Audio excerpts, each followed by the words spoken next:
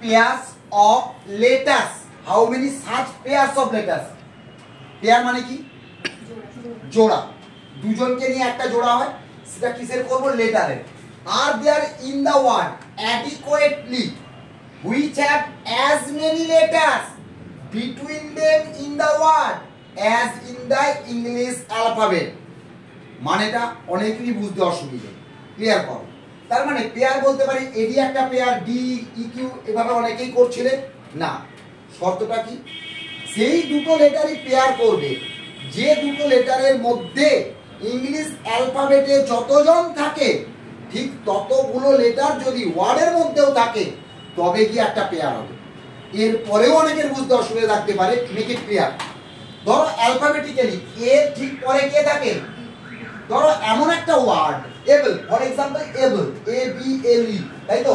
বা table, for example. টেবিলে দেখো এর পরে বি আছে, তাহলে এ বি একটা পেয়ার।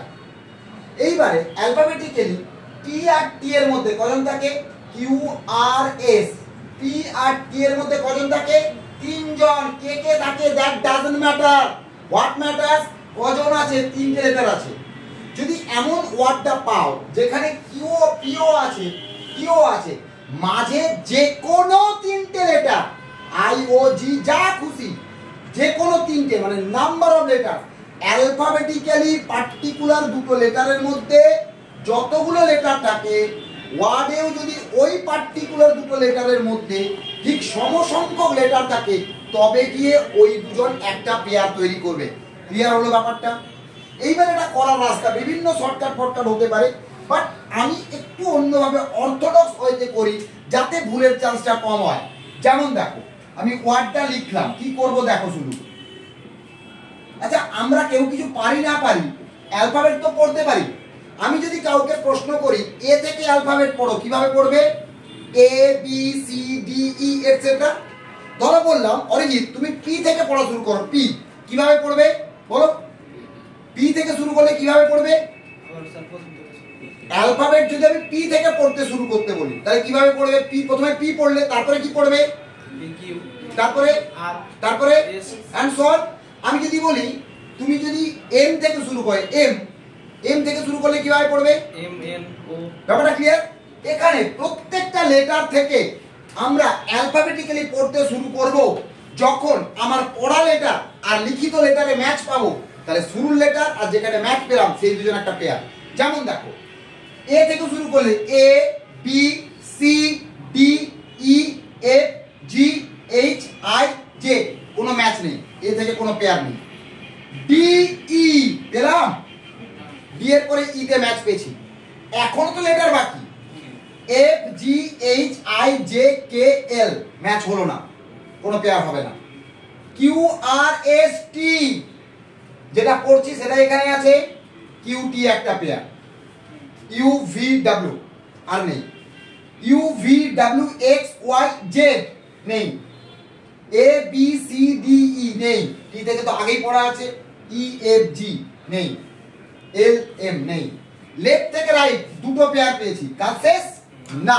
এবার রাইট টু লেফট, এবারে রাইট টু লেফট দেখো ওয়াই, ওয়াই এর পরে জেড, জেড এর পরে কি পড়বো? শ্রমিক তুমি বলছো এ, পুষ্পিতা তুমি সুস্মিতা জেড এর পরে কি পড়বো? অঙ্কন আরে বলো কিছু, জেড এর পরে কি পড়বো বলো? Sorry, alphabetical order is from A to Z and the question is depending on alphabetical order. Alphabetical orderটা A থেকে Z, Z থেকে A নয়। That's why যদি Z অবধি কোনো পেয়ার পাই ওকে, না পেলে Z এর পরে পেয়ার না পেলে আর পড়ার দরকার নেই। তার মানে Y Z ম্যাচ করলো না, তার মানে Y থেকে আর হবে না। L M N O P Q মিললো, তাহলে এল কিউ দেখে নাও। এল আর কিউ এর মধ্যে যতজন থাকে ঠিক ততজনই সরি এখানে আছে। আর এস টি আর হবে না। E F G H I J K L match করছে না। T U V W X Y Z নেই। A B C D E F U V W X Y Q R S T E F G D, তাহলে কটা pair পেলাম? তিনটে। এইবারে মজার বিষয়, অনেকের মনে হতে পারে এতে সময় লেগে গেল, আমি বোঝাচ্ছি বলে সময়টা লাগছে। বাট তুমি যখন এই জিনিসটা মাথায় নিয়ে নেবে, প্র্যাকটিস করবে, সময় লাগবে না, নাম্বার 1 ভুল কমবে। আরো রাস্তা আছে, অনেকে এটাতে প্লেস ভ্যালু বসিয়ে করে গ্যাপ দেখে দেখে, কিন্তু তাতেও আমি প্র্যাকটিক্যাল এক্সপিরিয়েন্সে দেখেছি অনেক স্টুডেন্টই তাড়াহুড়ো করে ভুল করে যায় বা ক্যালকুলেশনটা ভুল হয়। দরকার নেই, এতে সব থেকে ইজি ওয়ে, সময় বাঁচানোর রাস্তা বলি, যখন তুমি প্রম্পট হয়ে যাবে না, প্র্যাকটিক্যালি দেখো কিউ এর পরবর্তী কোনো লেটার কি এদিকে আছে, তাহলে আমার কিউ এর পরে দিকে না পড়লেই চলবে। একইভাবে দেখো পি এর পরবর্তী ইউ অব্দি ঠিক ছিল, তারপরে আর কাছে পিঠে লেটার নেই, এই অব্দি লিখতে পাচ্ছি না, মানে এদিকে পেয়ার হওয়ার কোনো জায়গা নেই আর। তাহলে এইভাবে আমরা যদি এখানেও দেখি, এর পরে দেখো কাছে পিঠে লেটার ই আছে, সেই অব্দি কোনো পেয়ার হচ্ছে না, এটা তোমার আই অ্যাডজাস্টমেন্টেই তুমি করতে পারবে। তার আগে তোমাকে এটাকে প্রপারলি বুঝতে হবে এবং প্র্যাকটিস করে করে সেই জায়গাটায় পৌঁছতে হবে। প্লেস ভ্যালু বসিয়ে করতে পারো, লেফট টু রাইটটা তবু ঠিক আছে, রাইট টু লেফটের ক্ষেত্রে তাড়াহুড়ো করে আমরা শুধু গ্যাপের হিসেবে ভুল করতে পারি, তাই প্লেস ভ্যালু বসিয়ে আমি করি না। প্লেস ভ্যালু বসিয়ে করা যায় বা করে অনেকে, কিন্তু ভুলের চান্স থাকে। আর পরীক্ষার হলে তুমি শুধু জিআই করছো না বা শুধুমাত্র এই চ্যাপ্টারটা করছো না, ম্যাথ আছে, জিকে আছে, আদার্স অন্যান্য চ্যাপ্টার আছে, তো সেভাবে তোমাকে ব্যাপারটা ভাবতে হবে। তাই আমার কম সময়ে, কতটা কম সময়ে নির্ভুলভাবে করতে পারি, নির্ভুল করাটাও ম্যাটার, কারণ একটা ভুল মানে একটা ঠিক থেকে নাম্বার কেটে নেওয়া। তাহলে আমরা কি করলাম, আরেকটা এক্সাম্পল দেখলে পুরো ক্লিয়ার হয়ে যাবে আরো সময় বাঁচানোর রাস্তা।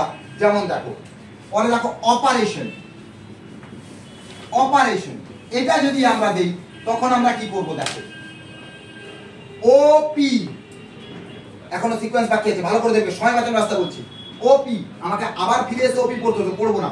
ওপির পরে বাকি আছে কিউআর, তার মানে ওআর, তার মানে পিআর, এসটি, তার মানে ওটি, তার মানে পিটি, তার মানে আরটি, ইউভিডব্লিউ আর পাবো না, তার মানে ও এর কাজ, পি এর কাজ, আর এর কাজ, টি এর কাজ হয়ে গেল আমার।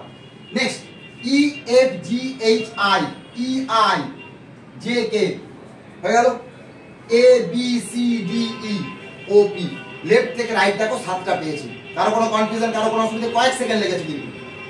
এন ও গেলাম, P Q R S T U V নেই, I J K L M N O.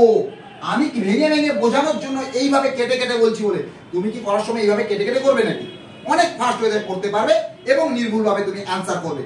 Next T U V W X Y, বা উল্টো ভাবতে পারি টি এর পরবর্তী কোনো লেটার দিকে দেখতে পাচ্ছি না, পড়ারই দরকার নেই। এর কাছে পিঠে লেটার ই আছে শুধু, এ বি সি মিলছে না, ছেড়ে দাও, না দেখলেও চলবে। আর এর পরবর্তী লেটারগুলো নেই, দেখবো না।